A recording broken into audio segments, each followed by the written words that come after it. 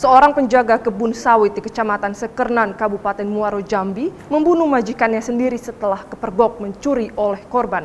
Pelaku juga menguburkan jasad korban untuk menutupi perbuatannya.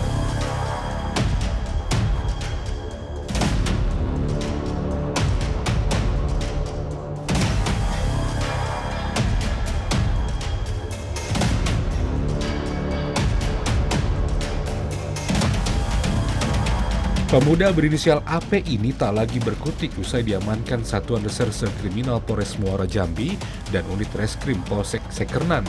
Pada 21 September 2021, AP ditangkap petugas atas aksi pembunuhan yang dilakukannya kepada Damson Manihuruk yang tak lain merupakan majikannya sendiri.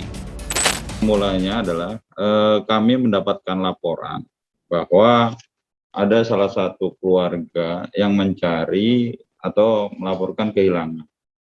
Setelah kami koordinasi, itu melaporkan kehilangannya pada hari Senin ya. Namun ternyata informasi itu keluarga sudah hilang selama 3 hari.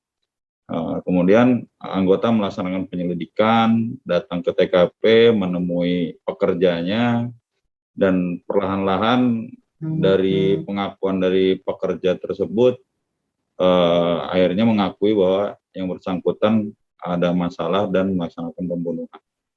Nah, kemudian setelah dari penyelidikan itu akhirnya kami bawa ke kantor, kemudian kami periksa lebih intensif, baru setelah itu kami cek ke TKP, dan alhamdulillah pada saat pengecekan TKP kita menemukan beberapa barang bukti dan juga mengetahui lokasi di mana korban tersebut atas nama Opung dikuburkan. Perbuatan AP ini terjadi usai dirinya terpergok oleh korban saat melakukan pencurian di dalam rumah korban Damson Manihuruk. Dalam peristiwa yang terjadi pada 17 September 2021 tersebut, AP ingin mengambil uang senilai Rp1.050.000 milik korban. Namun aksinya tersebut diketahui oleh korban dan pelaku yang panik kemudian mengambil cangkul dan seketika mengenai korban hingga korban tersungkur. Tak sampai di situ, korban yang sudah tak berdaya kemudian langsung dikubur oleh AP. Dilihat dari motif, berdasarkan hasil pemeriksaan terhadap tersangka, bahwa korban ini merasa dicuri lah, ibaratnya karena tersangka ini pada Sabtu pagi itu mendatangi rumah korban dan kemudian berupaya untuk mengambil uang yang ada di dompet korban pada saat korban sedang tertidur. Namun karena mendengar sesuatu sehingga korban ini terbangun dan memergoki dan kemudian memarahi karena itu merupakan karyawannya, sehingga korban hanya memarahi saja dan mengancam akan melaporkan ke polisi. Melihat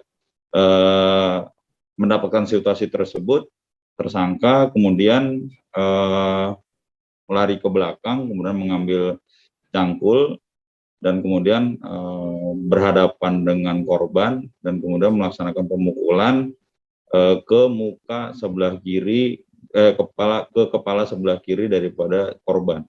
Korban kemudian terjatuh, kemudian dilakukan lagi pukulan lagi sampai dengan korban tidak bernyawa. Untuk menutupi perbuatannya, pelaku sempat membuang motor korban serta membuang barang bukti lainnya ke dalam jurang. Namun, upaya menutupi aksinya tak berjalan mulus. Penyidik yang mendapati laporan kejadian tersebut berhasil membongkar perbuatan AP. Setelah korban mengetahui bahwa tersangka mengetahui bahwa korban sudah meninggal, kemudian tersangka berupaya untuk menutupi tindakannya dengan cara membungkus korban dengan selimut dan kemudian dibawa sekitar 100 meter sampai dengan 200 meter ke lokasi dekat kandang ayam, kemudian korban ditaruh, kemudian si tersangka menggali lubang dengan kedalaman sekitar 1,5 meter dan panjangnya hanya tidak sampai 1 meter. Kemudian baru dikuburkan situ dengan sebelumnya dilepas dulu bajunya dan celananya. Kemudian baju dan celana korban dibuang ke jurang yang tidak jauh dari lokasi penguburan, beserta motornya ada juga dibuang di jurang tersebut. Polisi juga akan mengenakan pasal berlapis karena berdasarkan pemeriksaan pelaku memang merencanakan pembunuhan tersebut. Kalau dilihat perencanaan, kemungkinan kami juga menggunakan pasal berlapis karena dia ini merencanakannya menggunakannya setelah dia kepergok mencuri uang daripada korban.